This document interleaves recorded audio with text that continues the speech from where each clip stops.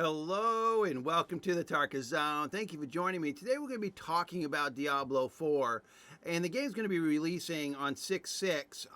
And for those people who got the pre-purchase, the two high-end digital copies, it'll be releasing on the 1st, so you'll be able to get in early.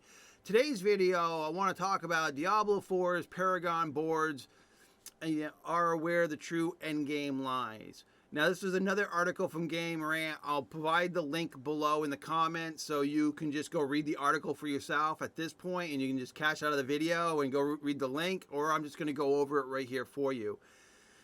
Now, I know the Paragon system, they had introduced it in earlier Diablo games, but they've added some twists to it in this game, and we're going to be talking about that as we go through here.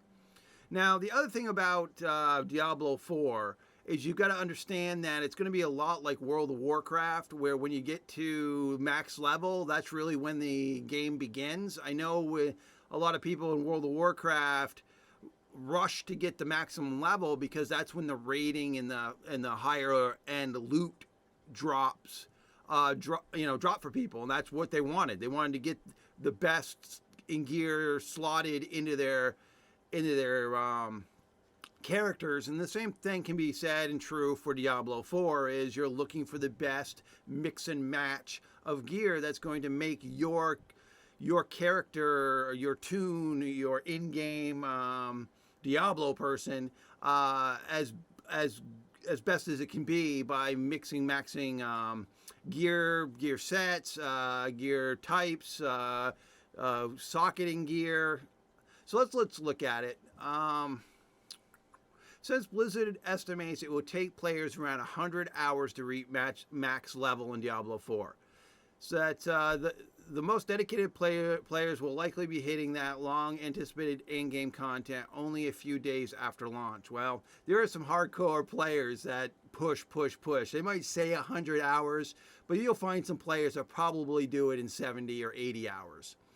As players progress through Diablo 4, they challenge themselves with ever-increasing difficulties. They will unlock the Paragon board system upon hitting level 50.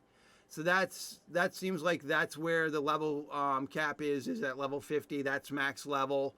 And then from there, you'll get the Paragon board experience.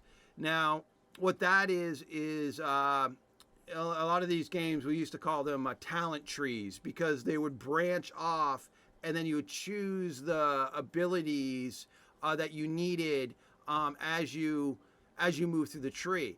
And so when you got to the end game level of 50, you would go see which tree was best to your playstyle and best for what you wanted to do with your adventure. But what's nice about the Paragon board system is there might be an ability that is not in that tree line, but you can flip the board when you get. So basically, as you go through, imagine a checkered board, white, black, white, black, white, black, and you're in the center of that checkerboard, and you decided you going into the white section, and you go to the point where you're at one of the edges of that square. Well, that would get you into the next square above it, which would be a black square, either on this side, or this side. Now, if there was an ability on the top of the black square before going into that new square, you can have that black square flip until that ability comes to this side. So you can run through the abilities that you want until you get to the next square on the checkerboard. And if there's an ability on that checkerboard or that square that is on the other side of the board, you just flip the board and then pair it in, and then you keep on going. So it allows for the most unique character customization I have ever seen in a game. It's going to be crazy, the different kinds of builds. Now, granted, they're going to be meta builds that people are going to make, that everybody's going to say, this is what you got to have. Same with World of Warcraft. I remember with World of Warcraft, when I was a main tank, I had to have X, Y, and Z. There was no confusion. It had to be X, Y, and Z. And you had to run the tank based on how the raid leader wanted you running the tank. And the only thing that you were getting as a tank was better gear when the gear dropped. But as for your rotation and the abilities that you were running, they were pretty much laid in stone. You had to run it that way because that was the meta and that's what you had to do to get the content done. All right. Okay, the Paragon system in Diablo 4 is an improvement on the system as it was introduced in Diablo 3. Diablo 3 players could continue to grind on their maximum level characters, unlock bonuses that applied to all their characters. This was meant as a system to provide meaningful bonuses to players that had already completed the game's core content. The Paragon board, as it's presented in Diablo 4, is a twist on the previous Paragon system. At level 50, Diablo 4 players will unlock the Paragon board. The Paragon board is a set of interconnecting tiles that each provide a small boost to the character. The majority of the board is made up of common tiles, which offer small boosts, but are largely insignificant on their own. As players unlock common tiles, they will eventually unlock a more powerful boost contained on magic, rare, legendary tiles. Since the Paragon system can be explored in any direction, and players can choose whether to connect to the adjacent board or not, or even flip the Paragon board, the system should usher in a degree of build diversity that is unprecedented in any Diablo franchise. Yeah, the builds are going to be nice. So the uniqueness of your character will be pretty unique. When it comes to me, when I move forward with my channel, moving forward in Diablo, that's what my channel is going to be about, is builds. You know, what builds make sense for what you're trying to do game content wise. And for me, it's going to be around the Barbarian. Now, the Crusader or Paladin character class is said that they might introduce that. There's been a lot of speculation about what the next class was going to be. Was it going to be the Monk? Was it going to be the Crusader? Was it going to be, there was another one, another fighting melee, I can't remember what it was, but I mean, it makes sense if they added the Paladin or the Crusader to the game because it just would work real perfect in what Diablo is, right? And that probably what I would jump to doing outside of being the Barbarian. I would, if that class was introduced, that would be the class I probably would be playing moving forward if the Paladin or Crusader came on. With over 220 points available, the character at max level, Diablo 4's Paragon loadouts are intended to primarily be an exploration and experimentation, while players will likely find a meta path through the Paragon board relatively quickly. The sheer number of combinations available is mind-boggling and should lead to exciting niche builds.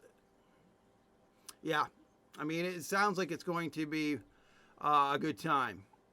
Okay, so a majority component of the Paragon board is tied to Diablo 4's Nightmare Dungeons.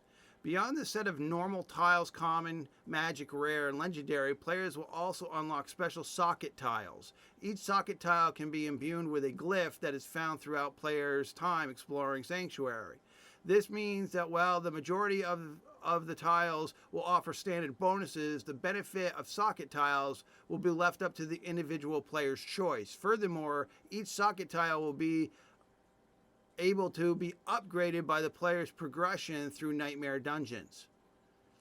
Okay, so it's, you know, I didn't play a lot of Diablo 3, so it sounds like when it comes to the endgame content, most of the endgame content is going to be around high-end Nightmare Dungeons and other high-end dungeons or boss encounters or world boss encounters that you might fight. So they're different kinds of content outside the normal content or the normal stuff that you'd go through the world progression. As players battle through dungeons in Diablo 4, they will be able to upgrade their glyphs. As glyphs increase in level, their bonuses will increase as well. And a major level milestone, each glyph may also increase its radius of effect. A player's grind through Nightmare Dungeons will not only increase the benefit of each glyph, but the glyph will also further influence the surrounding tiles. Wow. So, you know, it looks like you can, with the glyph system, it can overlay other abilities in enhancing them. That's what I'm hearing there on the board.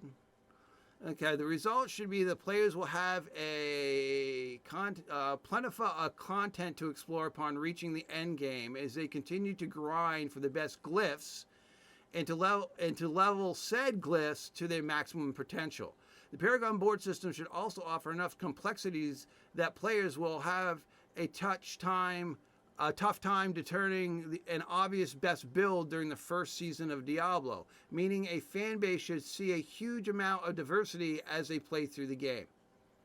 I mean, that's it. I mean, the article doesn't give you any visuals. I have watched a couple videos on YouTube on speculation around what this is about and how the boards will flip and whatnot. We really won't know. But I did really want to point out that it looks like they put a lot of thought into the end game process, and they've already implemented it in the game. Unfortunately, there's games out there that deliver their core product and never have an end game solution. New Worlds being one of them. It was like, wow, what do we do now, kind of thing. And they're not realizing when these people, Diablo says it's going to take 100 hours. When I played New World, they were like, yeah, it's going to take somebody like 3 weeks to make max level. Well, people were max level within like 8 hours.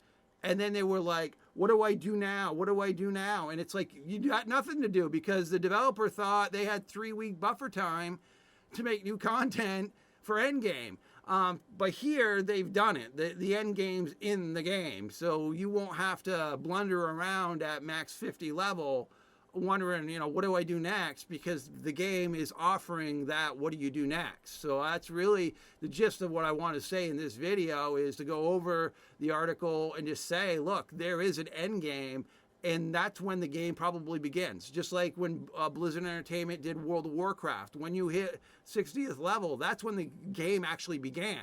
And that's when the fun with raiding began.